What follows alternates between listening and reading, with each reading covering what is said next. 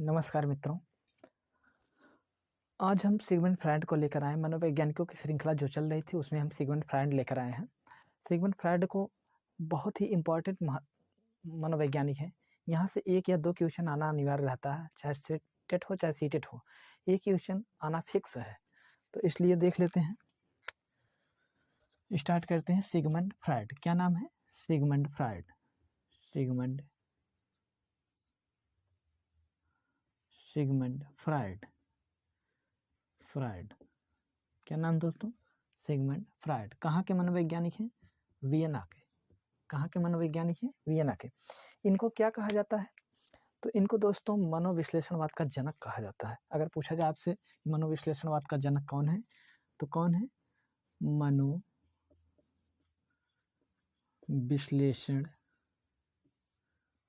मनोविश्लेषणवाद का जनक कहा जाता है। मनोविश्लेषणवाद का जनक। इन्होंने कौन सा सिद्धांत दिया दोस्तों? तो इन्होंने सिद्धांत दिया मनोलैंगिकता का सिद्धांत, या मनोलैंगिक सिद्धांत।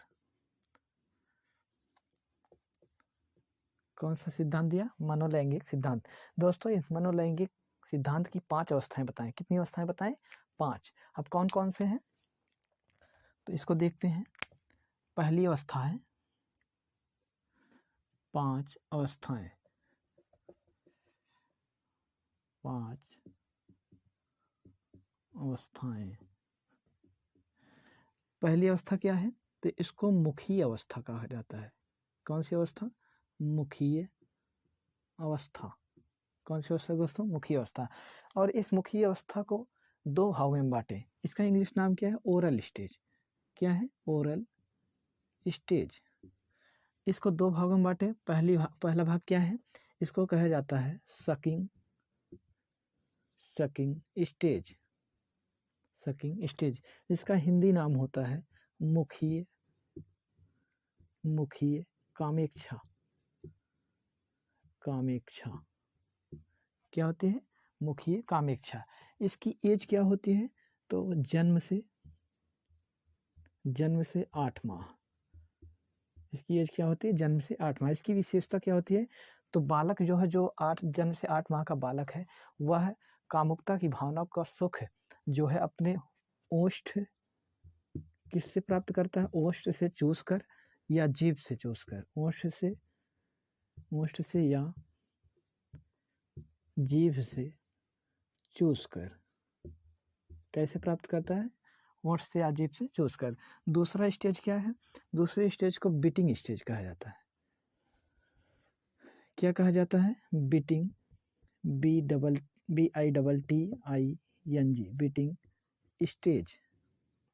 Beating stage. इसका भी हिंदी नाम क्या है? मुखीय कामेच्छा। मुखीय कामेच्छा।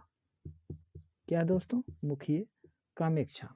इसकी एज क्या होती है? तो इसकी एज होती है 6 से 18 माह।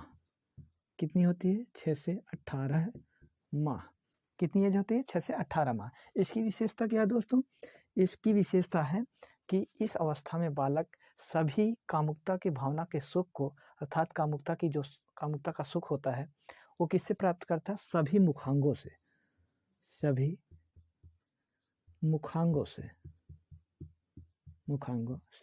दोस्तों ये पहली अवस्था थी जिसे मुखीय अवस्था कहा गया। इसको 2 भागों में बांटा गया। हम दूसरी अवस्था देखते हैं। दूसरी अवस्था क्या है? दूसरी अवस्था है दोस्तों गुदीय अवस्था। क्या है दोस्तों? गुदीय अवस्था। और इसको क्या कहा जाता है? एनल स्टेज कहा जाता है। इसकी एज यहाँ लिख लेते हैं जन्म से 18 माह। और इसकी एज कितनी होती है? तो 8 माह से 4 वर्ष। कितनी होती है? 8 माह से 4 वर्ष। इसको भी 2 अवस्थाओं में बांटा गया। कौन कौन सा? पहला है तो पहला देखते हैं, पहला है anal expulsive stage. Expulsive stage क्या है? Anal expulsive stage.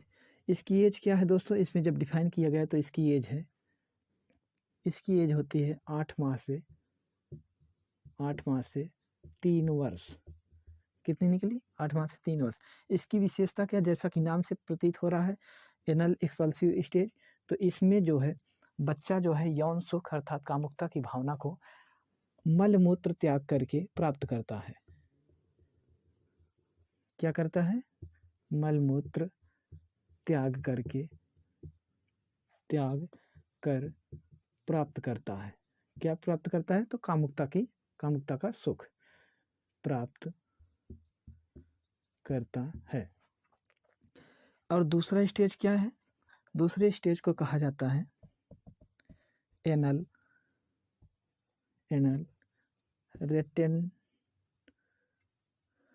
Retentive stage. क्या कहा जाता है? Anal retentive stage. दोस्तों इसकी एज क्या होती है? तो इसकी एज अगर देखते हैं तो 1 वर्ष से कितनी होती है? 4 वर्ष। 1 वर्ष से 4 वर्ष। यहाँ दिया गया 8 माह से 4 वर्ष, तो 1 वर्ष से 4 वर्ष देखा गया है। इसके स्टेज, यहाँ तो मल मूत्र त्याग कर प्राप्त कर रहा था, और इस स्टेज में क्या करता है? तो मल मूत्र को कभी कभी वह रोक कर आनंदित होता है, अर्थात कामुकता की भावना का सुख प्राप्त करता है। मल मूत्र को रोक कर आनंदित होता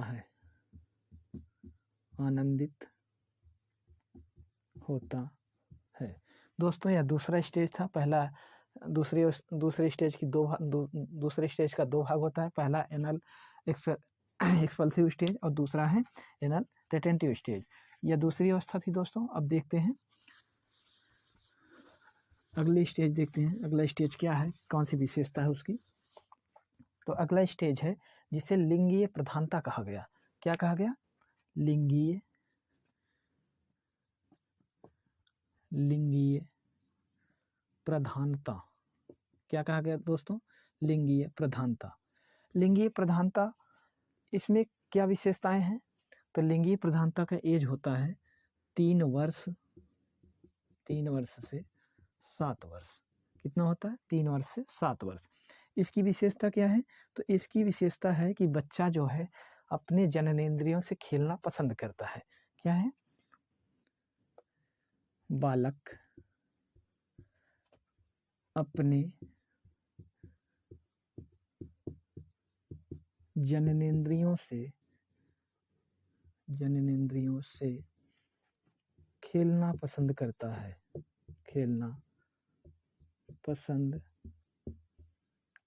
है। यही विशेषता है दोस्तों किसकी? तीसरी अवस्था की। इसके बाद देखते हैं चौथी अवस्था क्या है। तो चौथी अवस्था को कहते हैं सुप्त या अप्रत्यक्ष की अवस्था। क्या कहते हैं? सुप्त अवस्था या अप्रत्यक्ष की अवस्था। देखते हैं, चौथा है सुप्त या अप्रत्यक्ष अवस्था। इसकी एज क्या होती है दोस्तों? तो इसकी एज होती है 5 वर्ष से 12 वर्ष। कितनी होती है? 5 वर्ष से 12 वर्ष। और इसकी विशेषताएं क्या है? तो इसकी विशेषताएं हैं दोस्तों, इसमें जो कामुकता की भावना का सुख होता है या कामुकता के जो प्राप्त करने की इच्छा होती है वह क्या हो जाती है? दबित हो जाती है, अर्थात दब जाती है। किसके कारण? तो देखते हैं सामाजिक भय के कारण क्या होता है? कामुकता का दमन हो जाता है। और वह अर्थात बालक अन्य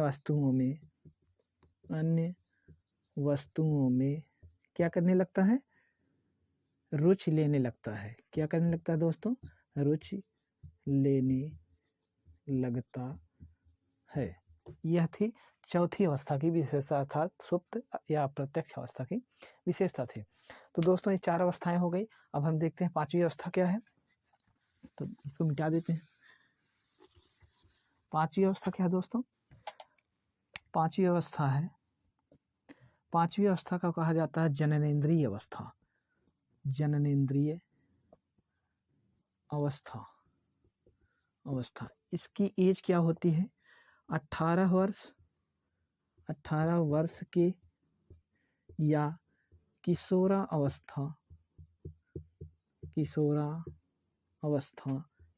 अवस्था के बाद का काल। 18 वर्ष के बाद का काल या किशोरावस्था के बाद का काल इसकी एज होती है। इसकी विशेषता क्या है? तो इसमें जो कामुकता होती है,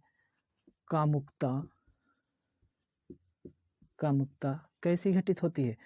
जनन क्रियाओं से घटित होती है। जनन क्रियाओं से घटित होती है। दोस्तों यह मनोलैंगिक सिद्धांत की 5 अवस्थाएं थी, 5 अवस्था की विशेषता थी। आपसे पूछा जाता है, जहाँ से भी पूछा जाए आप अच्छे से देखिएगा इसको, और एग्ज़ाम में उसको नस्ते नाबूद करके आइएगा अच्छे से। उसको मतलब छूटना नहीं चाहिए। मेरा यही उद्देश्य है कि आपका क्वेश्चन छूटना नहीं चाहिए। अब देखते हैं दोस्तों, अब फ्रायड ने क्या बताया है।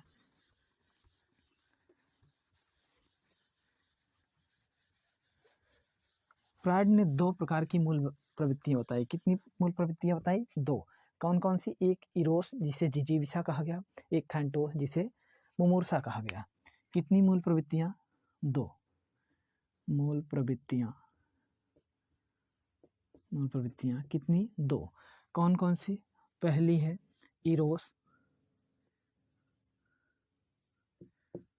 इरोस जिसे जिजीविषा कहा गया। क्या कहा गया? जिजीविषा, जिसे जिजीविषा कहा गया, या इसी को कहा जाता है जीने की इच्छा।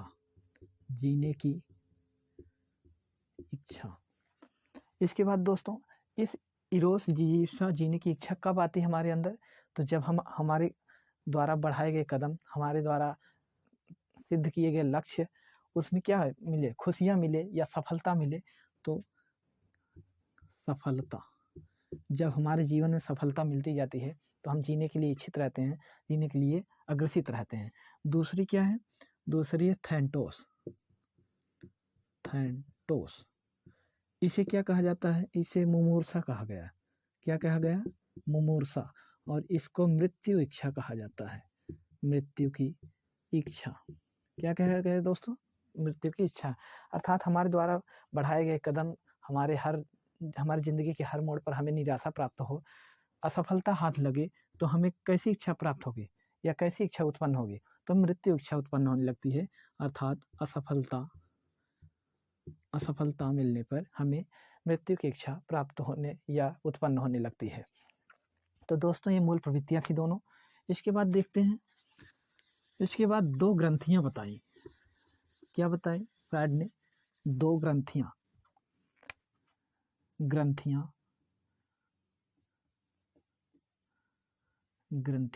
2। किसमें? 3 से 5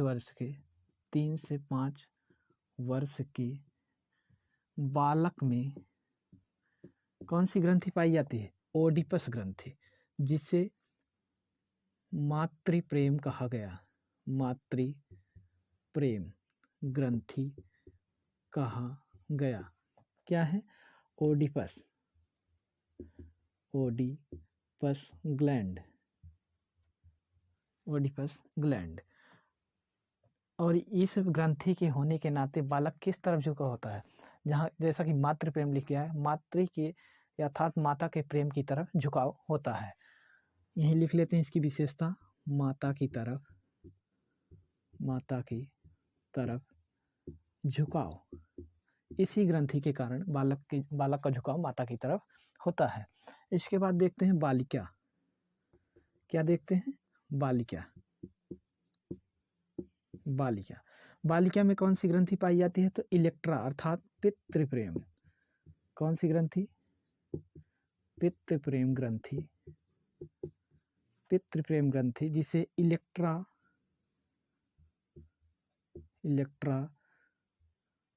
ग्लैंड कहा गया, ग्लैंड कहा गया। इसके कारण बालिका जो 3 से 5 वर्ष की बालिका अपने पिता की तरफ, पिता के प्यार की तरफ झुकती है, अर्थात पिता की तरफ झुकाव। किसके कारण? पिता की तरफ झुकाव किसके कारण? इस पित्त प्रेम ग्रंथि अर्थात इलेक्ट्रा ग्लैंड के कारण बालिका जो अपने पिता की तरफ आकर्षित होती है, पिता की तरफ झुकाव होता है। तो दोस्तों ये ग्रंथियाँ थी। पूछा जाता है आपसे, यही पूछा जाएगा कि ओडिपस ग्लैंड किसमें पाया जाता है, कितने वर्ष के बालकों में पाया जाता है? तो 3 से 5 वर्ष के बालकों में, और इलेक्ट्रा ग्रंथि 3 से 5 वर्ष की बालिकाओं में।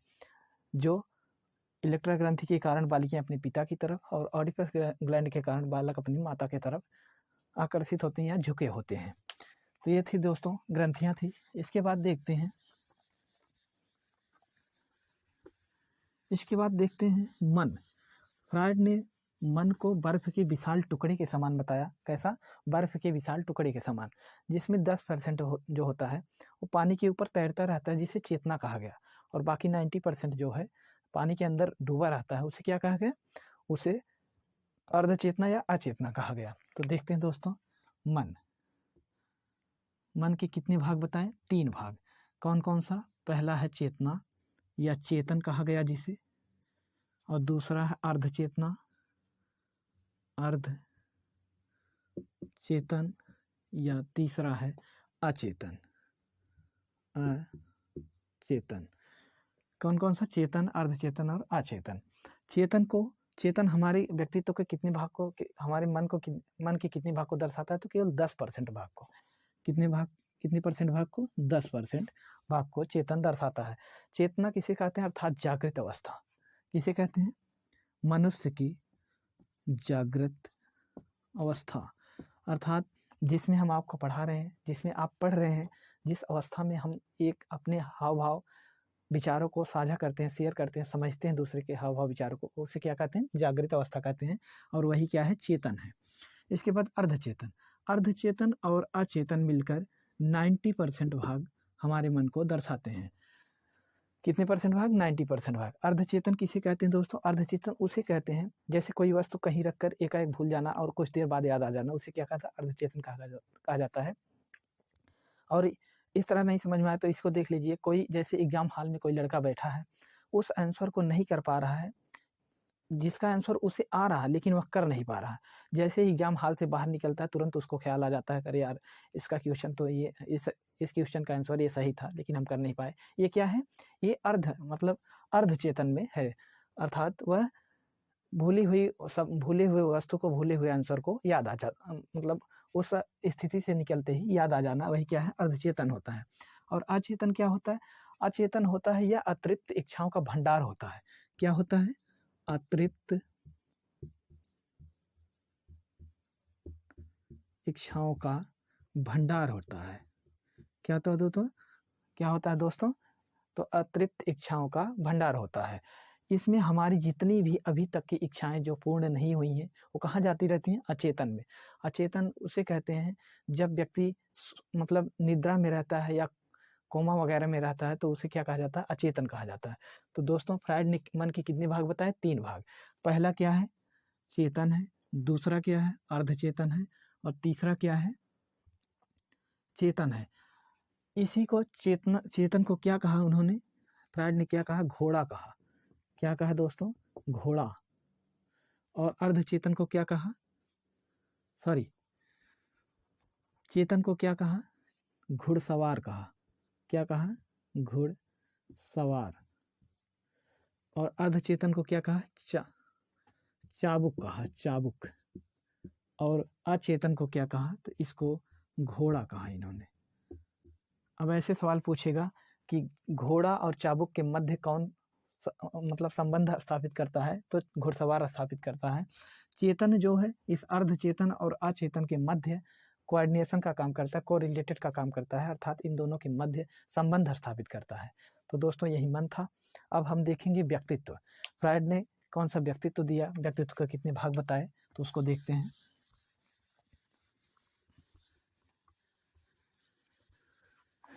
व्यक्तित्व क्या बताए,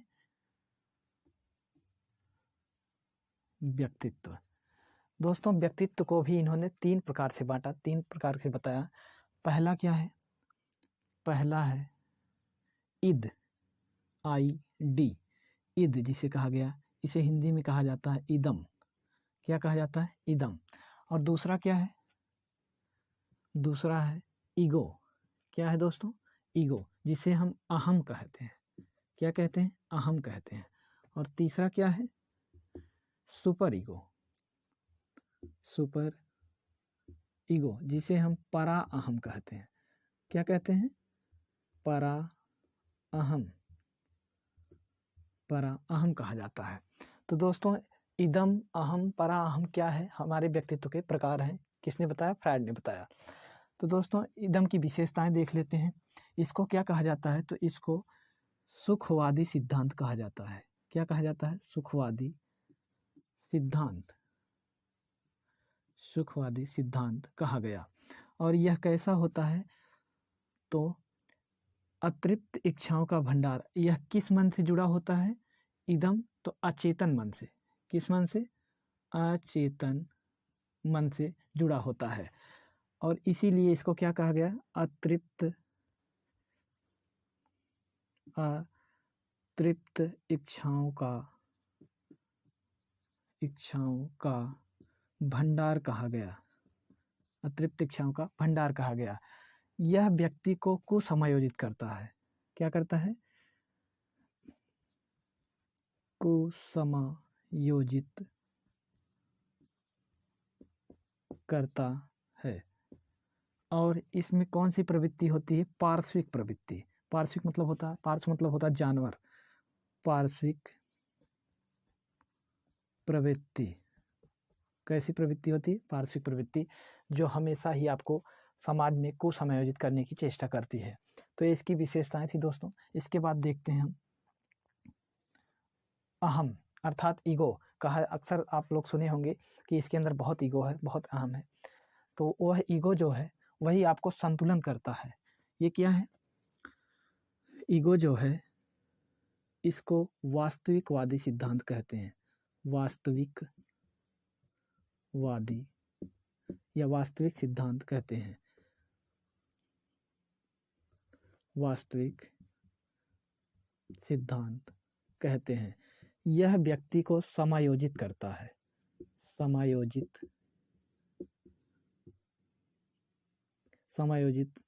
करता है, किसको करता है, व्यक्ति को। और संतुलित करता है, संतुलित करता है। दोस्तों इसको बहुत इंपॉर्टेंट है, ध्यान रखिएगा, स्टार लगा देते हैं। इसको व्यक्ति का वकील कहा गया। क्या कहा गया, व्यक्ति का वकील कहा गया, व्यक्ति का वकील कहा गया। दोस्तों यह ईगो जो है इदम और सुपर ईगो अर्थात परा अहम में कोरिलेटेड का काम करता है, अर्थात मध्यस्थता की काम करता है। यही स्टार लगा के लिख लीजिए, इदम और परा अहम के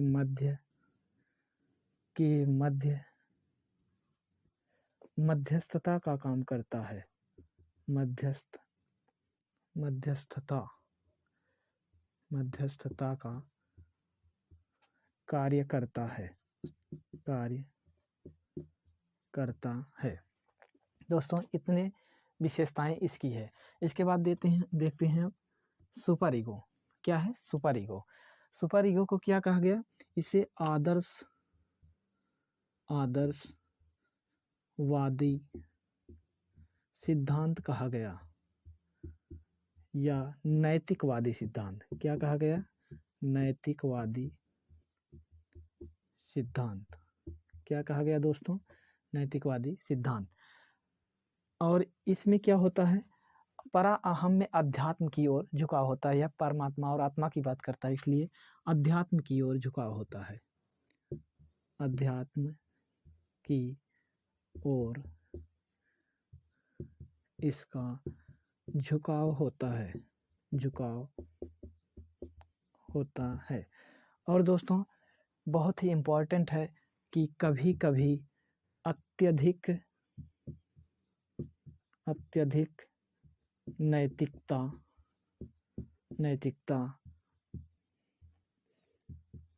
व्यक्ति को कुसमायोजित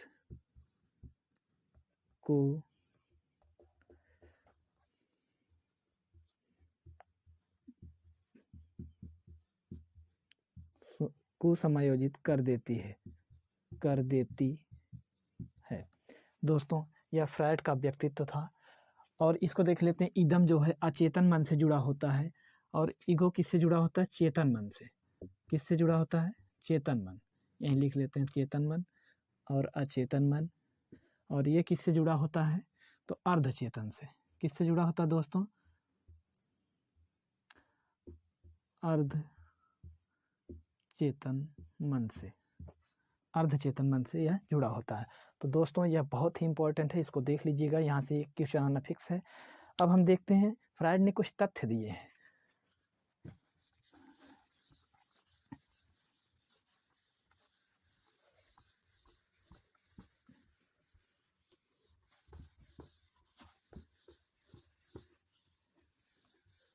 वह तथ्य कौन कौन सा है, बहुत ही इंपॉर्टेंट तथ्य है। ऐसे ही पूछ लेता है लिबिडो किसने दिया है या नार्सिसिज्म किसने दिया है, तो कुछ देख लेते हैं उसको भी। तो कुछ प्रमुख तथ्य। पहला है प्रतिक्रिया निर्माण।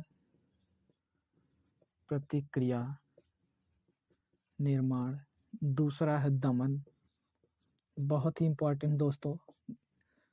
तीसरा है नार्सिसिज्म, ये भी बहुत इंपॉर्टेंट है, नार्सिसिज्म। और चौथा है उस्मायन। पांचवा है शोधन। छठा है मार्गांतीकरण।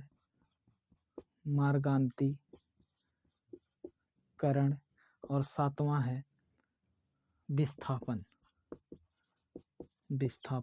और आठवां है लिबिडो। दोस्तों यह 8 तथ्य जो है फ्रायड ने बताए हैं। और ऐसे एग्जाम में पूछ लेता है कि लिबिडो तथ्य या लिबिडो शब्द किसने दिया है, तो फ्रायड ने दिया है। नार्सिसिज्म का मतलब होता है, कभी कभी नार्सिसिज्म ना देकर स्वप्रेम दे देता है। पूछ लेता है कि स्वप्रेम किससे जुड़ा होता है, तो नार्सिसिज्म ऑप्शन होता है, नार्सिसिज्म से होता है। प्रतिक्रिया निर्माण का मतलब होता है किसी के प्रति कोई व्यवहार करना, प्रतिक्रिया निर्माण करना, वही कहलाता है। दमन का मतलब होता है ऐसी इच्छाएं जो समाज में कुसमायोजित करें, उसको दबा दिया जाता है, अर्थात खत्म कर दिया जाता है। इसके बाद है नार्सिसिज्म का मतलब होता है स्वप्रेम, खुद से प्यार करना। और इसके बाद होता है उस्मायन का मतलब होता है दोस्तों, जैसे अनुवांशिकी पीढ़ी दर पीढ़ी चलती है, ऐसे उस्मायन का भी विशेषता है। शोधन का मतलब होता है ऐसे भाव विचार जो हमारे व्यक्तित्व को कुसमायोजित करते हैं, उसका शोधन करके उस समाज में समायोजित हो सके। और इस मार्गांतीकरण का मतलब होता है ऐसा भाव विचार जो हमें गलत रास्तों पर चलने के लिए मजबूर कर देता है, उसको हम उसी शोधन द्वारा शुद्धिकरण करके हम क्या कर लेते हैं, अच्छे रास्तों पर चलते हैं, अच्छा व्यक्तित्व बनाते हैं। विस्थापन का मतलब होता है दोस्तों, विस्थापन का मतलब ये है कि एक जगह से उठाकर दूसरी जगह विस्थापित कर देना। अर्थात जैसे जैसे उम्र बढ़ती है वैसे वैसे हमारे विचार, हमारी भावनाएं क्या होती रहती हैं, विस्थापित होती रहती हैं। अगला है लिबिडो जो 5 अवस्थाएं बताई गई मनोलैंगिक सिद्धांत का, सेम उसी का प्रोसेस लिबिडो कहलाता है। तो दोस्तों इसको अच्छे से देख लीजिएगा। काफ़ी लंबा तो नहीं, थोड़ा लंबा बन गया वीडियो, तो अच्छे से देख लीजिएगा आप लोग। मिलते हैं नेक्स्ट वीडियो में। आज के लिए थैंक्स।